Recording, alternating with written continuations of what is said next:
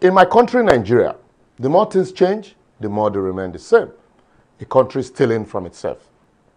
On the 8th of February 2015, Professor Yomi Osinbajo, SAN, as a running mate to the APC presidential candidate, General Muhammadu Buhari, posted on his Twitter handle. Now they don't suspend the Twitter. Oh no, they have unbanned. If a government needs to put adverts in the papers to advertise what they have done after 6 years, then there is a big problem. Today, he's vice president, and can we say there is no problem? Anyway, Femi Adesina, the president's spokesperson, says the government's achievements are visible to the blind as he claims that President Buhari has attained more acceptance among Nigerians than Obafemi Awolowo, Nnamdi Azikiwe, and Aminu Kano put together. Well, like my wafi friend, Harry Daibo would say, Kwale Igbono, they spare brain, no matter how educated you are.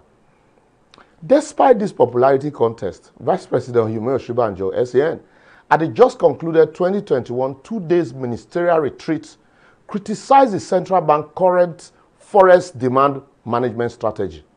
Abi CBN no be part of the government again. Even I me talk now, haters will call me a hater. Anyway, hope the VP has not turned a whaler or a Aboki FS sympathizer. The question I just asked.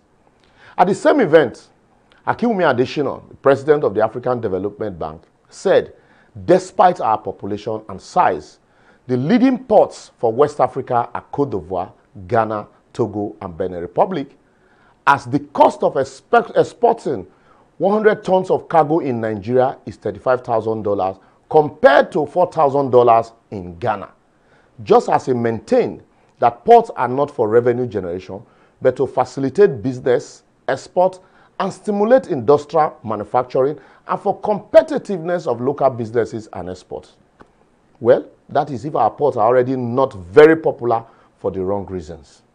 But while we are at that, I want to ask, what had become of the allegation of 44 billion on remitted tax and 88 billion naira admin spending allegation against former NPA Managing Director Hadiza Bala Usman? Even as contractors accused her of awarding channelization contracts of $44 million to a convicted company, contrary to the provision of Section 16(8) E and F of the Public Procurement Act. Whilst the Bureau of Public Procurement also queried her for awarding contracts to companies who fell short of minimum general experience required as outlined in Executive Order 003 and 005 on local content development. I be like Magu case, make we pretend say this allegation no exist, she should be a PC member. I wonder if Awolowo, Azikiwe, and Aminu Kano would have allowed similar things. I hear you say, I wonder too. We'll keep on wondering.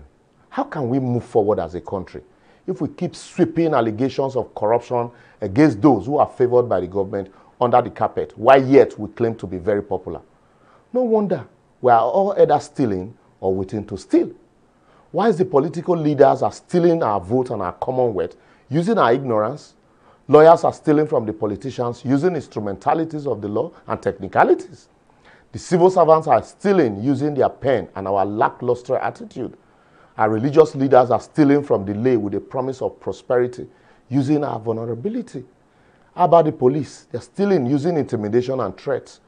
Robbers, kidnappers are stealing, killing in the bush at home and in traffic, encouraged by the silence of government and unchecked by security institutions. And our youths are stealing from people's personal accounts and sweat using raw talent and technology that would have been deployed into other fantastic use. Stealing everywhere, and if you are not among those stealing or waiting to steal, just add your own and you would be very, very, very correct.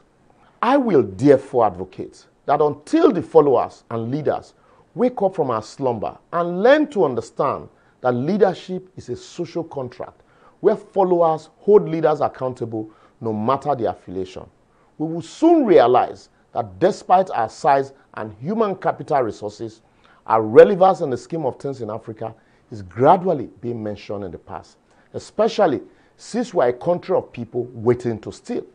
Where lies our redemption from ourselves and our generation of unborn, if not in us? Remember, in political democracy, why those that vote are on the table, those that don't are on the menu. Let that sink in until next week. For previous episodes, simply follow us on all our social media platforms showing on your screen. Like, follow, subscribe, leave a comment, and share until we collectively stop the stealing of our common words in whatever guise. See you next week.